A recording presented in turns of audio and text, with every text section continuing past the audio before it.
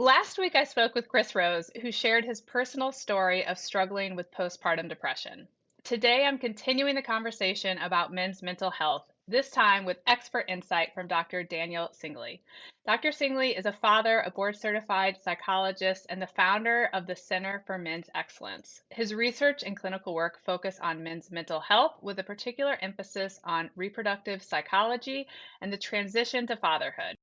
Whether you're a new dad, a partner, or simply someone who cares about supporting mental wellness in families, this episode is for you.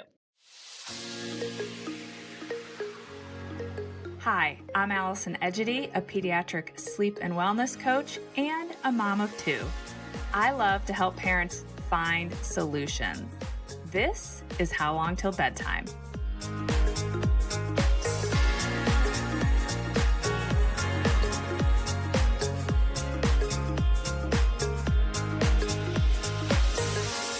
Well, hi, Dr. Singley. Thanks so much for being here today. It's always fun to connect with a fellow UVA alum. Wahoo! That's right. I'd love to start by hearing what inspired you to pursue your vocation and what led you to specialize specifically in men's mental health and fatherhood. Yeah, no, thanks for having me on. I did not study psychology undergrad. I had taken a few psych classes and I was like, oh, this seems cool. I enjoy this. And after I graduated, I went abroad for a couple of years and did a little soul searching. And what I realized was most important to me about my professional journey is I wanted to be a positive change agent. And I wanted to be able to do that in a variety of different ways. And I wanted to make a decent living. Right? Like that was not lost on me. Ended up going to grad school, and in grad school, never once heard anyone talk about the psychology of men. Like you to get a PhD, you have to take a gender class, and we talked about every gender, male, female, queer, trans. Like we talked about every possible constellation except for cis men and masculinity. Like I never heard anyone talk about it until I came out to UC San Diego for my pre-doc internship, and then a psychologist who's now a very good friend and mentor of mine, local guy named Jeff Jones. Jeff came to talk to my intern cohort, and at the time I had a 2-week-old baby, and I'd never thought about the psychology of fatherhood. And Jeff came and talked about the work he was doing for new and expectant fathers and the psychology of men. And there's a whole APA division on the psych of men and masculinities. And it just kind of like blew my mind that I'd never thought about. Like when I was in grad school, I did a lot of work on white racial identity development, right? Me search. I'm a white dude. But I hadn't thought about the dude part. I made a mental note. I was like, Jeff, I'm going to cold call you. And so then I went off and postdoced and finished all that stuff. And then I did. I cold called Jeff and was like, mentor me, dude. And he did. And we got a first 5 grant to develop my own dad's class, and he connected me with a local men's issues committee in the San Diego Psych Association and the APA division. I kind of backed into men's issues through early fatherhood. And so my research now, it's also me search, right? Like my sense of being a father is one of the most central, like salient parts of my identity. Mm-hmm.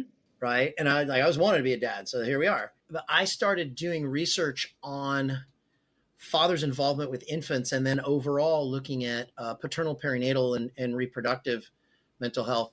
And in really going deep into the literature, one of the patterns that I saw was that from a methodology, from a research perspective, typically dads were thought of as an independent variable, meaning if the dad lives there with his co-parent or it's his kid, then how does it impact the other people? But nobody was assessing the dads. Right? Or if the dad contributes resources, then how does it impact? So you know, the rest of the family were the dependent variables. We've shifted that to looking at the father's psychosocial characteristics, social support, you know, relationship with co-parent, masculinity, depression, anxiety, a whole bunch of different factors to look at just how do the fathers experience the dude to dad transition, but also what fosters or hinders his involvement with his baby. Super interesting. And when we talk about the postpartum period, most of that focus, as you said, is on the moms. But obviously, dads are going through a massive transition. Might look slightly different, but a massive transition as well. So, what are some of the common mental health challenges that dads are facing as they become fathers? Over the years, I've worked with many, many expectant new dads, and one of the most common words that they use to describe their experience during pregnancy and birth and the early postpartum is invisible. They'll say, I would go to prenatal visits and the sonogram tech did not even want to look at me. People didn't want to answer my questions. They didn't take it seriously. When I was in the hospital, they didn't even, really address me. I certainly wasn't the patient. And, back when it was the 50s and martinis in the waiting room, okay, I think people were, that seemed to work for people. But as you said, these days, there are a lot of cultural and geographic caveats to this statement, but fathers are expected to be more involved even from the very beginning. And it's that invisibility piece which I think sets the overall kind of we talk about implicit associations and cognitive bias and so forth. A really good friend of mine, a very amazing psychologist, once said, if you don't recognize that something exists, you can't look for it.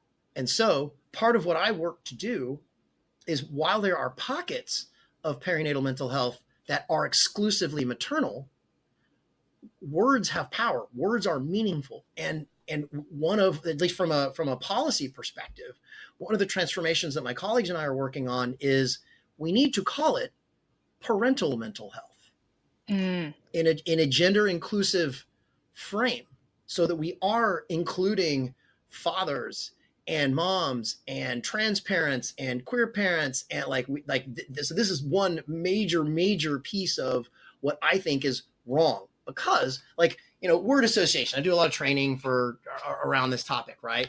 And I'll say, hey, postpartum, what's your association? And it's postpartum depression and it's moms. Mm-hmm. Simply getting across that the onset of parenthood is a challenge for humans. Period. It is not a zero sum thing. That's one of the things I hear a lot. It's like, hey, if you're for the fathers, aren't you kind of like taking away from the moms? I'm like, no, not only is that not my frame, but the research doesn't support that. It's actually, when you work on one person's mental health, that actually it's a rising tide that floats all boats. And so just knowing 1 in 10 dads gets postpartum depression, 10% of all male identified parents will get, not just they're kind of down, major depressive disorder with peripartum onset. And even more than that, like those of us who are in the trenches doing mental health, like you rarely see pure depression without anxiety and substance and relationship stuff. Nearly 20% of dads develop an anxiety disorder, not they're kind of stressed because they're not sleeping as well. Generalized anxiety, specific phobia, OCD, acute stress, PTSD, and there's not awareness of this about moms, right? Like we need more awareness about how moms struggle. We definitely need more of an awareness, not just so that people know this, but in a sense to sort of acknowledge and give permission for these dads that we keep telling, your job is protect, provide, sacrifice, protect, provide, sacrifice. But no one tells us you can also reasonably expect that people that really love you and care about you, sometimes they're going to protect you. They're going to make sacrifices for you, and they're going to provide for you, and you're going to need it. That's, I think, critically important for dads to hear during the pregnancy. Right. And it's the whole conversation of, you matter too. I say this to moms. You matter as much as this baby. And that same thing for the dads. You matter as well. And you being well is good for the whole family unit. I would love if you could paint a picture for us of what postpartum depression and or anxiety looks like in dads. Does it look different than it does for moms? Can you help us get that picture in our head? It can. It can and often does. So unless you're, a psych of men nerd, you probably haven't heard of masked male depressive disorder, or the masked male depression presentation, or what we call, major depressive disorder male type. And typically, paternal postpartum depression and men's depression in general, instead of being characterized by, vegetative, I can't get out of bed and I'm actively suicidal, or I'm weeping, or I'm rocking in the corner, some of these things that we associate, traditionally with depression, dads and men will often manifest a kind of depression that looks different. And it's usually is often rather characterized by anger. Anger in any of its derivatives, frustration, irritation, annoyed, pissed off, whatever. Because we train men, you get to feel good, bad, and mad, and the first two are actually evaluations. So that's really actually one of the only affective like that we give men permission to experience. After the anger comes, they talk about alcohol and substances, but it's really broader than that. It's overuse of anything that gives you that cerebral joy juice, that dopamine squirt. And so it can be drinking, but it can be drugs, it can be illegal drugs, it can be prescription drugs, it can be video games, gambling, risky sex, like whatever. But there's it's that bucket of acting out, and oftentimes what we call externalizing externalizing coping. Third is isolation. And this doesn't mean that you're not around people. Like the social withdrawal piece of mass male depression, you could live in a multi-generational household. You could be going to work and being around people all the time, but it's withdrawn because you're not connecting. You're not engaging with people. And finally is somaticizing. So again, the several of my colleagues have done really interesting research on not just stigma in mental health, but how we gender mental health. And the short version is anxiety and depression are highly feminized.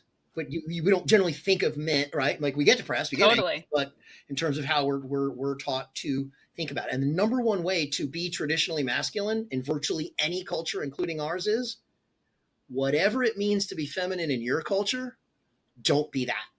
And and so you'll see, like a lot of times for masculinity, it has a very sort of reactive frame to it. And so I can't be depressed. I'm a dude. However, I can feel like there's a weight on me. I can have, like tightness in my chest. I can have gastrointestinal issues. I can have a sense of dread or whatever. And so those four pieces, anger, isolation, the somaticizing, and really going overboard with some kind of dopaminergic coping, like looking for that constellation of symptoms is important. Also, as compared with maternal postpartum depression, we wait till about 4 weeks or 1 month postpartum to do that differential diagnosis of baby blues to full-on major depressive disorder, right? The two meta-analyses, the one meta-analysis and the one meta-synthesis that have looked at this in men tend to spike postpartum depression like 3, 4, 5 months postpartum. And if you're not trained in perinatal mental health, you might miss it. And if you're not trained in the psychology of men and looking at fathers, the guy is hammered, he's pissed off, he's super isolated, and he's got migraines all the time. He doesn't seem depressed. He just seems like a butthead. Yeah, totally. And people miss that quite a lot. Yeah. And you've kind of exited what some people think of as that newborn stage where you're checking in with people. Yeah. Maybe this is like a terrible analogy, but I liken it to in the wake of a funeral, right? Someone dies. As soon as they die, there's all these logistic things we need to do. You got to manage the body. You got to get them cremated. You got to like handle the extended family. You got to manage the estate. And at some point the dust settles and everybody's gone. And now this is actually the next chapter of my life. And it's way after the funeral. And I think there's an analogous adjustment and sort of dust settling that's more prevalent for the dads than for the moms. Interesting. And I'm curious if there are certain risk factors that increase the likelihood that a dad will struggle with postpartum depression or anxiety.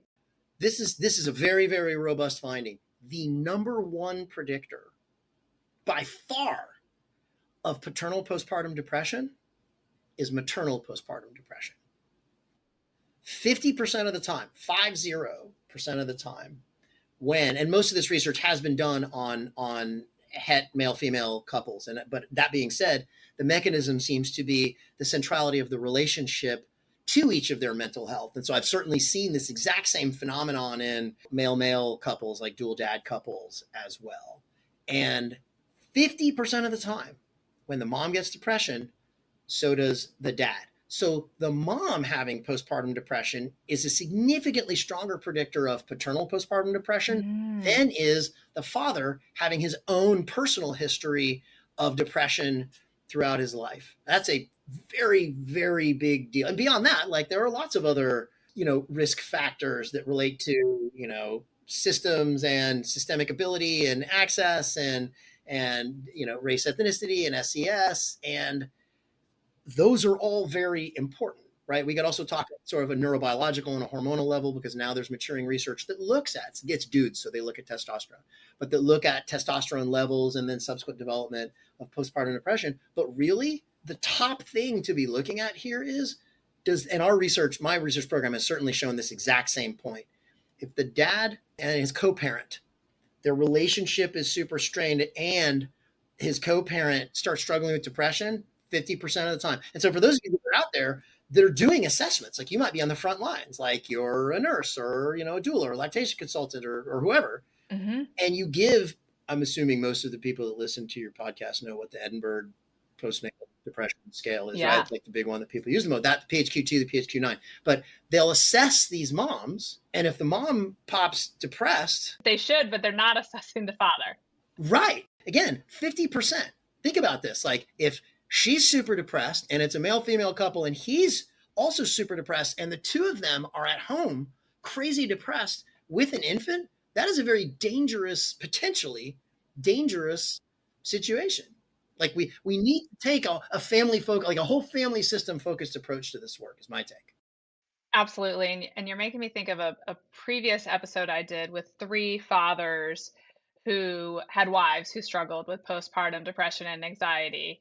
And all three of them, I think all three of them said that they did not struggle personally, but you talked about the term they felt invisible. When I asked them, and they were on three different conversations, what did it feel like when you knew your wife was struggling? All three of them used the same word, helpless.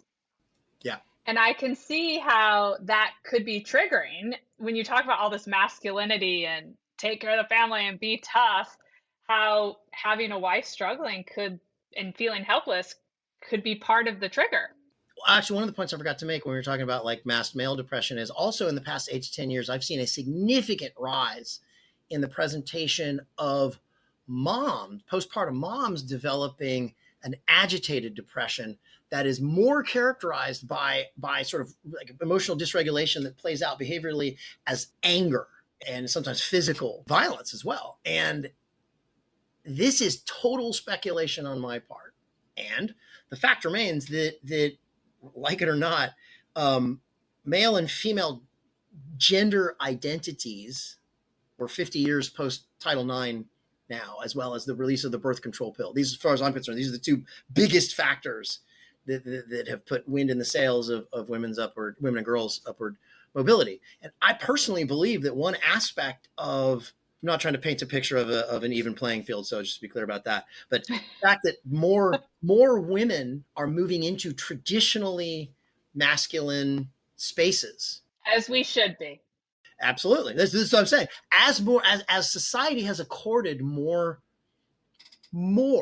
respect as women do this, and women have been able to enact some more sort of traditionally masculine aspects, I believe that part of that at the identity level has resulted in some of these moms and women manifesting a more typically male kind of depression where you externalize and act out. So Well, it is interesting you say that because I was an investment banker for 7 years and I was one of a few women on the entire floor of this bank building. And it's funny because I look back at that and I think, well, prior to I went into that job, I do have a strong masculine side. I played boys football in high school. So there is a part of me that has a masculine side. But I became much more verbally, I don't want to say aggressive, but I would drop swear words in my day-to-day language. You kind of pick up on some of this mannerism where I did not have some of that before I spent 7 years working with these men, negotiating deals and doing all of this. And so I hear you. It does bring out more of the masculine side when you step into that arena.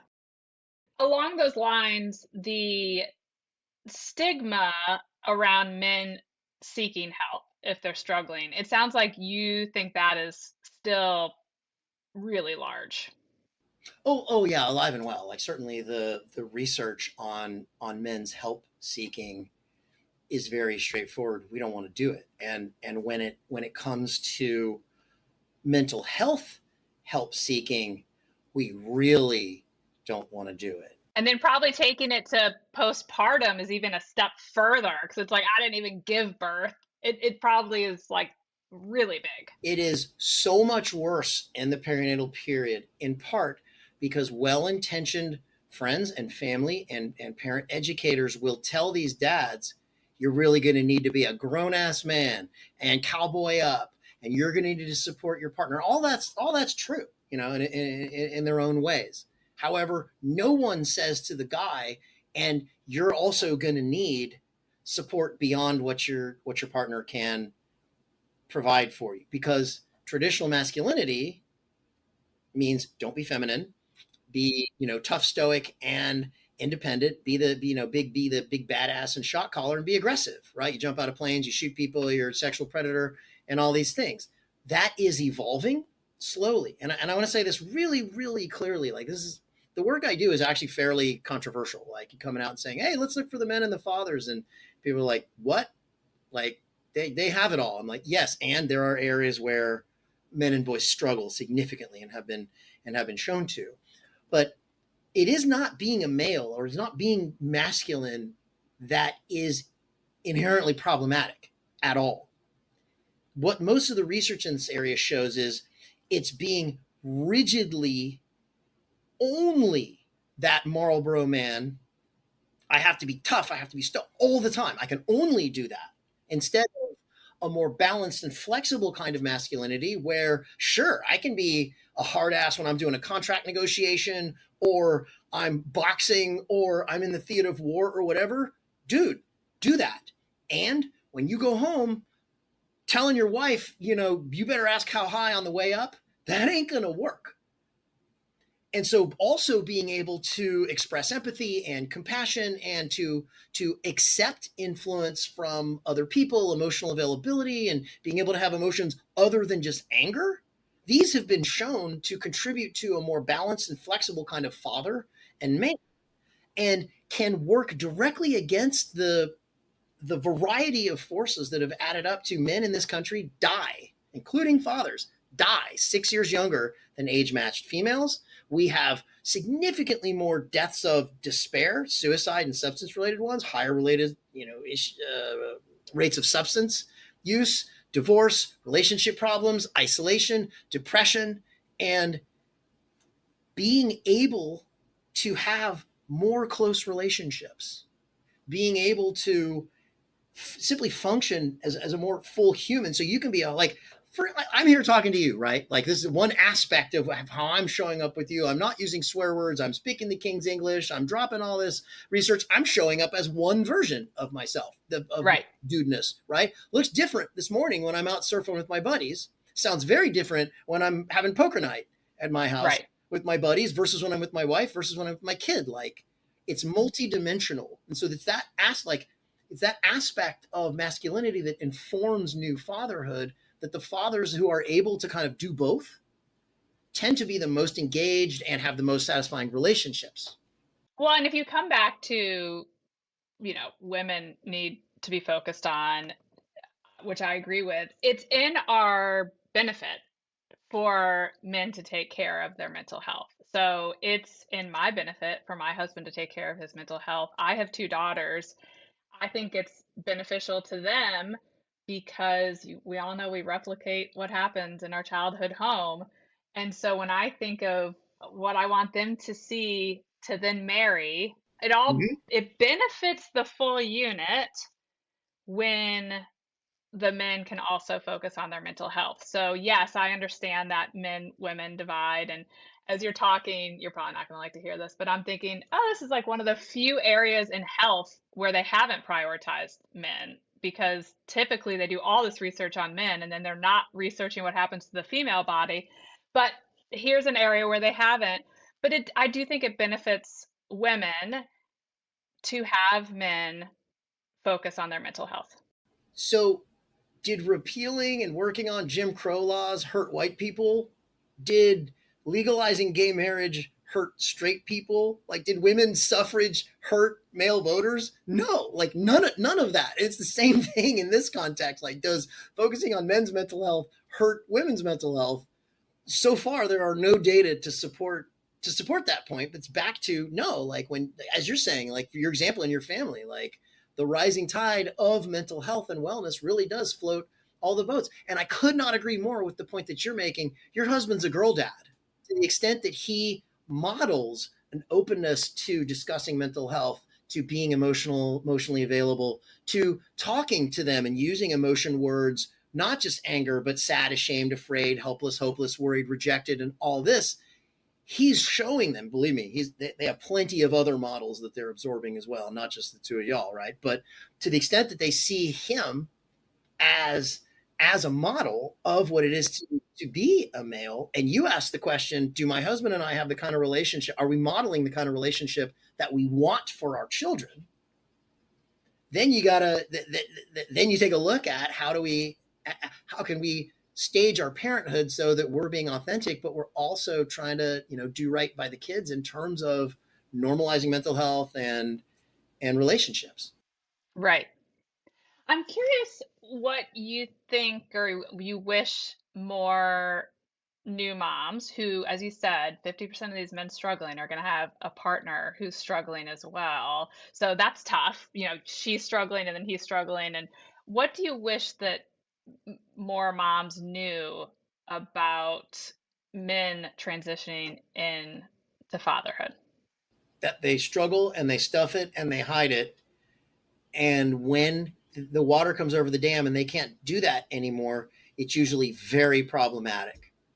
They're drinking, they're using drugs, they're screwing around, risky sex, like overdoing it in these other ways. And it's hard to have, and oftentimes they seem irritable and angry. It's very difficult to empathize. Well, that's what I was going to go to next. So you're seeing that. So, okay, someone's listening to this and they think, oh my God, that's my partner.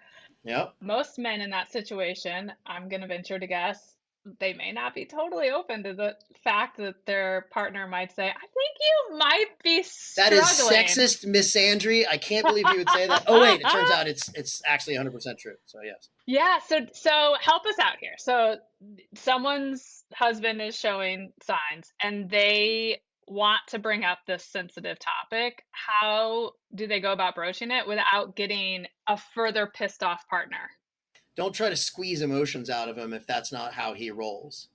Like a lot of times, guys, a lot of times we just won't talk about it, right? However, behaviorally, if you watch what we're doing in terms of avoidance or using metaphors, like I won't tell you I feel rejected, but I'll tell you I feel like you're taking shots at me.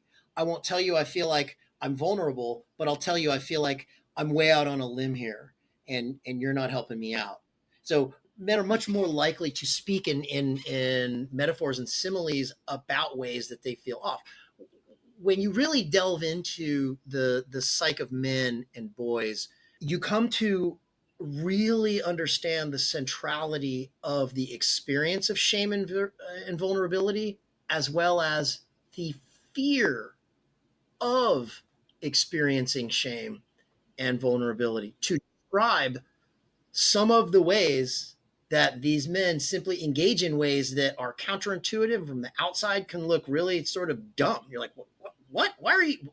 That makes sense to you? How? But it's once you really sort of learn how to imagine what about this experience might be related to vulnerability and shame for this dude, and don't expect him to just tell you, right? If his frame is everybody tells me protect, provide, sacrifice, she's the one up all night with cracked nipples and as the baby, and now what right do I have to do to be depressed, to be down, to go engage in self-care or whatever? And so the guilt and the shame of not being totally in control and so on is a really big deal for these guys.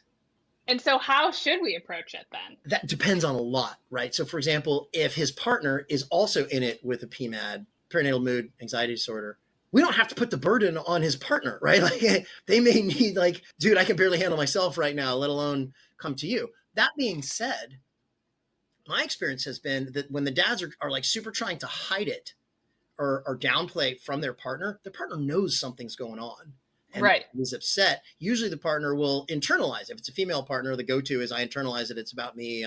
But these dads will oftentimes not go the way of saying anything. And then I work with them about like, bro, let's talk about this. Like what's going on? Let's first get the words for what you have going on. And when he turns around and tells his partner's like, okay, you just told me something you're really struggling with, and I feel so much relief. That doesn't answer the question you asked. Right. I'm like, wait, we haven't gotten to you yet. How are we Yeah, getting them to you?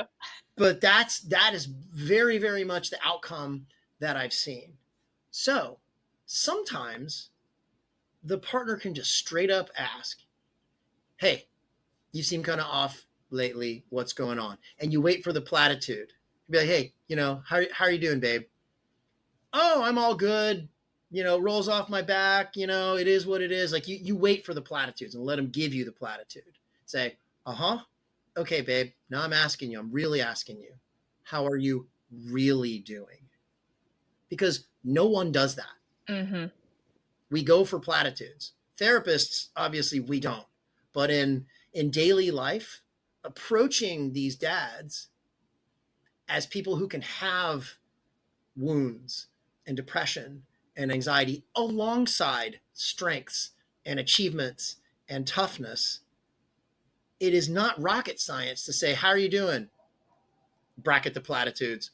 Okay, how are you really doing? And the case may be that just because of the nature of the relationship, his partner is not the one that's going to be able to facilitate that. Now, one of the ways that I've worked, because people ask me all the time, like, okay, the dad's clearly struggling. I'm working with the mom. How do we get the dad to do something? Right. And sometimes the harder she pushes, the more dug in, right? There's an approach and avoid dynamic Mm-hmm. relationship, right? I say this in good conscience with total confidence about the ethical implications of this. I will regularly ask that mom, are you in therapy? Well, no. I don't have time for that. I'm like, so you're not in therapy, but you want him to go get help, but you're not willing to do it? So first, I encourage you to model the behavior that you're hoping for. That's one of the top ways that you can do this. Normalize it, validate it, and start there. Then most therapists that do like family-based perinatal work will do conjoint sessions, if not a couples session, right? But then the ask is, hey, babe, look, I know you're good, obviously, but They want you to come in. I like it. I like where your head's at. it's a bait and switch, but it is a way to get a dad into the presence of somebody that can hopefully recognize what's going on. And even if it's not a referral for therapy or coaching or psychiatry or whatever, that person might know about resources, information, that there might be like a dad's club group out there that they could go connect with. That's another. I mean, sometimes like, their partner will be like, hey, I want you to take this survey I found online or in a magazine or whatever. Oh, turns out you're depressed. And sometimes they'll be like, oh, okay. The dude will respond to numbers more than they will, just the conversation. Yeah, and this is not to say all men won't be receptive. When I chatted with Chris, who he sounded like when his wife approached him, he was very receptive.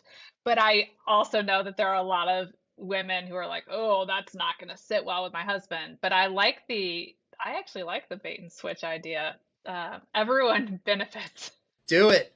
And one thing I could say, I know Chris very, very well. He's a lovely human being, and he gives amazing hugs. I don't know if you've met him in person, but the dude just like boom, like envelops you. But he's also a very, emotionally available guy. Oh, that was very clear. Right. And so Yes. I think he's again lovely, lovely human being, and I could have called that. That if somebody he really loves and that is really important to him comes to him and says, you're suffering, you're struggling, that's hard for you, it's hard for me too, though, like let's see what we can do, that he would be receptive to it. But your sort of rigid, traditionally masculine Marlboro guy would be like, nah, you're off, it is what it is, all good, roll off my back, and try to keep going. That's right. So this podcast is all about finding solutions. So let's take this conversation where we're headed. It's a tad further on the kinds of treatment and support that are most effective for dads who are struggling. And then if there's a dad, someone's broached the conversation, but they don't want to go to therapy, what resources and early steps do you recommend?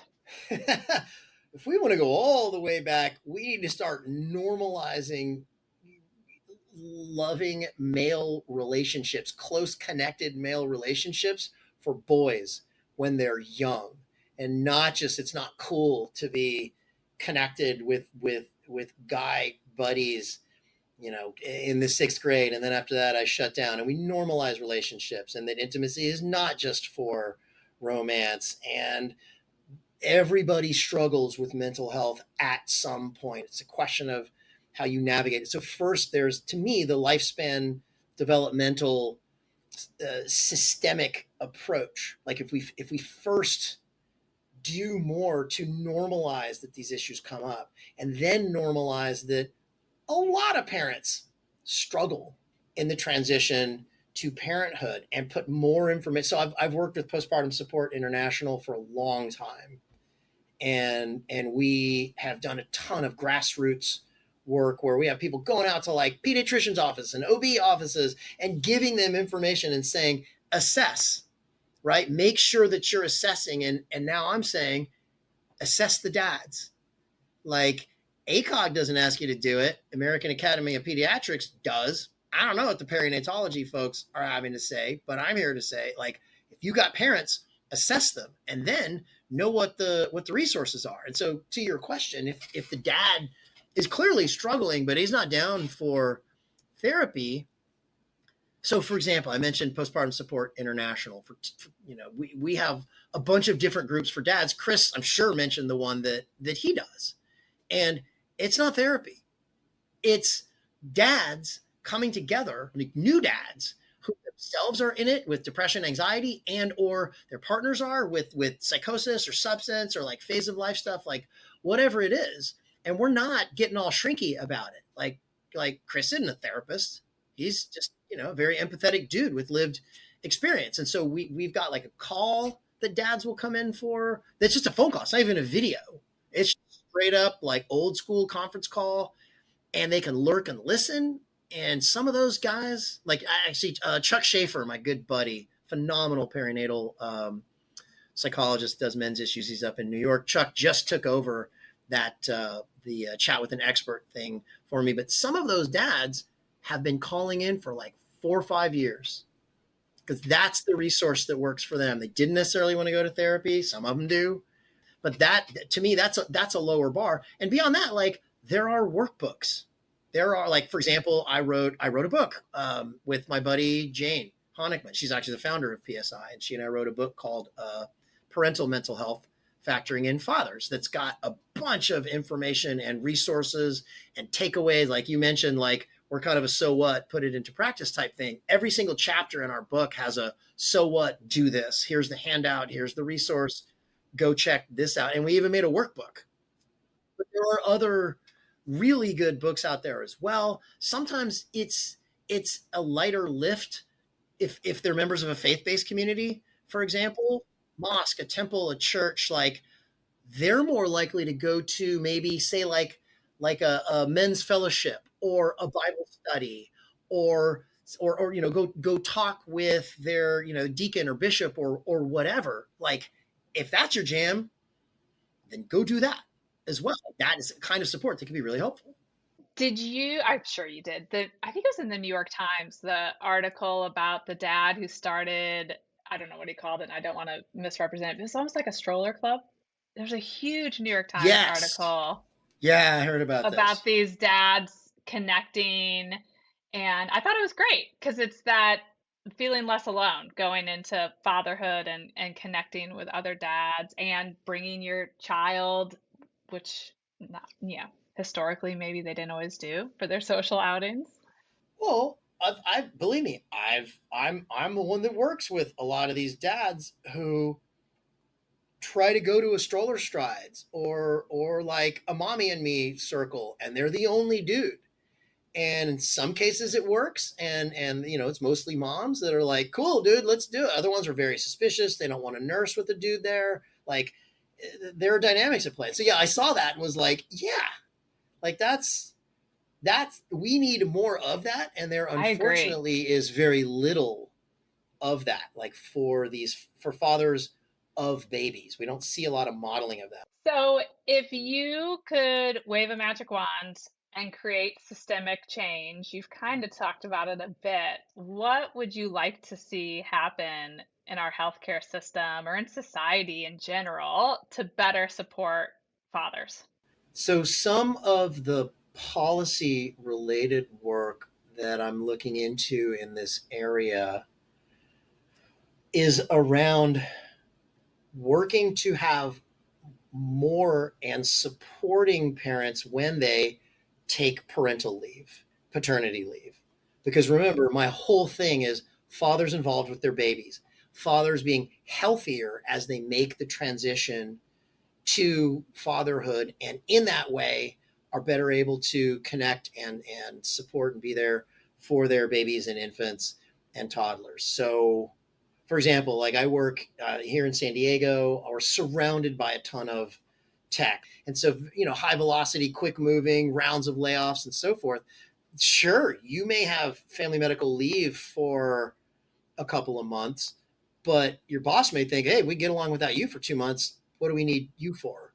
Totally. And so, sure, technically your job is there when you get back, but there are the optics on it, right? And so, thing one is more time to actually, like, let's make that a policy. Let's make it so that we expect that moms and dads will take this time, because it helps their mental health. It helps them to be more engaged. It helps the babies develop over time. Next would be to work on providing lower cost or subsidized childcare for very young children. So that, I mean, again, Southern California, most of the households here, in order to survive, everybody has to work. And so, like, one of the biggest questions is, we have an infant and we both have to go to work, but our 3 month old isn't potty trained. How are we gonna? And there's not an easy answer for that. And finding ways to more programmatically and systematically make it available, like, would go really far. And beyond that, and I realize I'm kind of heading in a, like, I mean, these are entitlements that I'm talking about. These, of course, then have political implications, and so fine. And the child tax credit, to the extent that we can help people to have children, and based on certain aspects of them and their lives and what their needs are, that we can make it easier and not drive them into poverty for doing it. There's a bill that was introduced in 2023 to establish the Office of Men's Health under the Department of Health and Human Services. Women's Health was established in 92, which again is fully 20 years post Title IX. So that was appallingly long, but we don't have one for men. And one of the most common things, but isn't all medicine men's health? It is not. That is trivializing, and it is misandrist. And you need to stop and ask the question, what are some of the specific ways that men and dads and boys suffer and struggle? And because they're human beings, they deserve specialized support that's relevant to them. Yeah, as you were talking, I was thinking another UVA alum who's been very vocal in this area is Alexis Ohanian. He's Serena Williams' husband. Oh, don't know him. He is very vocal about parental leave and very vocal when he took leave. So he started Reddit and has a huge venture capital firm and done a lot of great things. And Didn't he was know. very vocal about dads taking leave. You should follow him. You would love everything he's doing. And so along there can be this legislative aspect, but I also think there's a leadership aspect. And so when men in a leadership role can demonstrate this or truly say it and mean it, that they should take leave, I think that can go a long way. And Alexis came to mind because he did it. He modeled it. He talked about it. He's very vocal about it on social media. And I think we need more people in a leadership role doing, and women in leadership encouraging men to do it as well. I think there's some change that can be made not just through legislative change. Could not agree more. Like when you see James Bond wearing his baby, or like Chris Evans is out there like being like Mr. Smoke Show and like holding his baby and like being masculine and being what he at the top of his game, and showing nurturing and caring. One of the sort of bigger picture areas that I'm now leaning into is looking at how the dude to dad transition, the paternal role transition these days tends to carry much more of a caring and caregiving component to it than just protect, provide, sacrifice, earn resources, keep the saber-toothed tigers away, and maybe the dad will be important when little Joaquin needs to be toughened up and kick a ball or whatever, right? Like that's less so Mm-hmm. today, right? And finding ways that we can just normalize and validate. But from a lifespan perspective, what I'm on about, and I'm actually reading a book, like I'm looking at, it's called Father Time by a primatologist. It's a really interesting book, very different than psychology, but it's about fathers as caregivers, and it looks across primates and different species.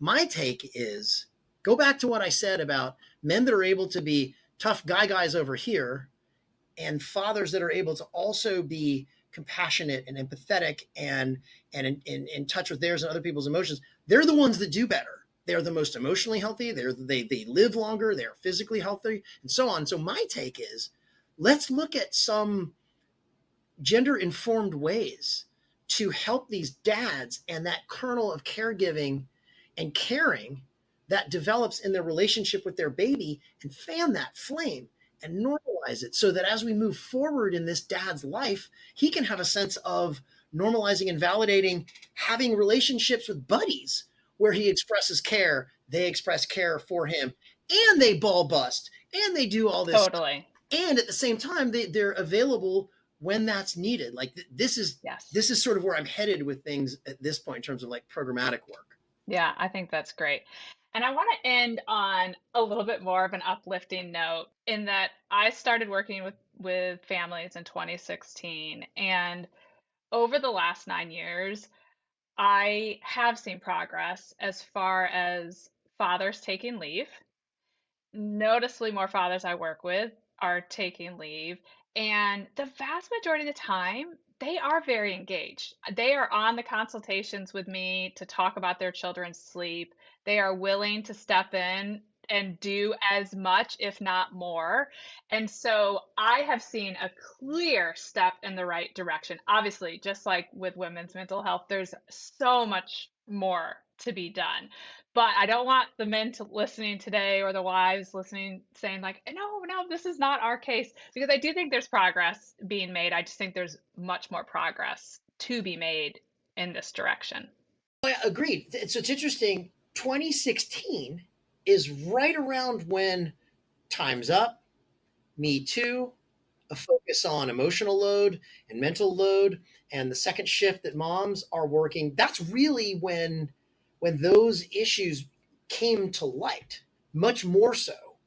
And they did quite a lot to draw attention to some of these long-standing issues that moms and women have been dealing with. But there's an equal and opposite implication for dads, right? Which is step up, be more involved. Now let's connect a few dots. This will be controversial, and I'm maybe, but I'm speaking in generalities, but this is such a common dynamic. I'm pretty comfortable putting it out there. Go back to what I said before. The guy felt invisible in pregnancy and birth and early postpartum. And a lot of societal structures and family systems reify that. Yeah, step back. Or if you and your partner disagree, you're probably wrong and she's probably right. So back it up. And he repeatedly receives these messages that he's not really that good at this, or he needs to defer and step back. Then down the line, his partner turns around and is like, dude, I don't want a direct report. I want a competent co-parent. And my question is, whoever told him that he is a competent co-parent? Whoever actually said, let me pull you in, not just because I'm overwhelmed. Like from the very beginning, if you begin a family culture that says, I know what to do and you don't, tacitly, if not directly verbally, and then you want to say, why isn't he as involved? Well, we need to look at this through a systems. I've done this work with so many couples, and you get the realization that like, well, I was just doing it because it was easier that way. But the message to the dad was, you're not that important to this. And then when all the plates are hitting the floor, it's, dude, we need the fair play deck. Like, what are you doing? You're not doing anything here. And it's like, well, what commercials, what social media, what information from his partner, what from his extended family, who told him you're really important and central to the healthy development of your child? But I will say, this is where I've seen improvement. I mean, when I work with families now, the vast majority of the time, now granted, maybe I have a skewed audience, but they are coming in partnership. And I do see a shift where these men are just as empowered as the women to decide what's the best sleep training method and how are we going to handle the nighttime feedings. And I just have seen anecdotally progress in this area. There are so many days I get off calls and I think we're coming a long way. And I'm a believer, the feminist in me just likes to see progress in something that I don't like when we start to make progress and people keep being Debbie Downers. I'm like, no, we just got to keep moving. Yes, it should have happened a while ago, but now we're moving. And I do think we are starting to make some progress with men and even to your point, how women are viewing the men and giving them the opportunity to shine. I do think we're making some progress. Oh yeah. I don't mean to paint a picture of not making progress. It's just I'm passionate about this and the progress isn't happening fast enough. We could say that about a lot of areas. I know. Well, this has been a great conversation. Thank you so much for your time and for joining me to talk about this really important topic that I don't think gets talked about enough. And despite the fact that I think there's progress being made, I don't think there's a conversation happening around men's mental health, specifically around postpartum depression. I know I told you we connected before. I had to really think about even what direction to take the conversation. So thank you. And can you tell everyone how they can find you?